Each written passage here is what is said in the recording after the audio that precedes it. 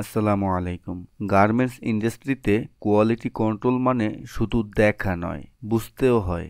আজকে আমরা শিখব AQL বা অ্যাকসেপ্টেবল কোয়ালিটি লিমিট হলো একটি পরিমাণগত মানদণ্ড, যেটা বলে দেয় একটি নির্দিষ্ট সংখ্যক পণ্যের মধ্যে সর্বোচ্চ কতটি ডিফেক্ট বা ত্রুটি মেনে নেওয়া যেতে পারে। এটি ব্যবহৃত হয় স্যাম্পলিং ইন্সপেকশনে, কারণ পুরো প্রোডাকশন পরিমাণ বা পরীক্ষা করা বাস্তবসম্মত নয়। সঠিকভাবে AQL অনুসরণ করলে আপনি বায়ারের ইন্সপেকশন পাস করতে পারবেন আত্মবিশ্বাসের সাথে। ধরুন আপনার ফ্যাক্টরিতে ৫,০০০ পিস গার্মেন্টস তৈরি হয়েছে। বায়ার বলছে AQL ইন্সপেকশন লেভেল ২.৫। আপনি AQL টেবিল চেক করলেন, sample size ২০০ piece, acceptable defect ১০ piece, reject limit ১১ piece. মানে আপনি যদি ২০০ পিস ইন্সপেকশন করেন এবং ১০টির কম বা তার সমান ডিফেক্ট পান, তাহলে ওই লট পাস করবে।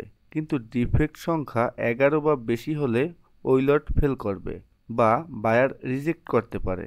AQL ইন্সপেকশনে ডিফেক্ট ৩ ধরনের হয়: critical defect, major defect, minor defect. Inline inspection হয় প্রোডাকশন চলাকালীন দ্রুত ত্রুটি বা ডিফেক্ট ধরার জন্য, আর ফাইনাল ইন্সপেকশন হয় প্রোডাকশন শেষে বায়ার অ্যাপ্রুভালের জন্য।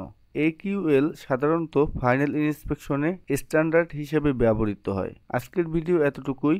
পরবর্তী ভিডিও দেখার আমন্ত্রণ জানিয়ে আজকের মতো বিদায় নিচ্ছি। ভালো থাকুন সবসময়। খোদা হাফেজ।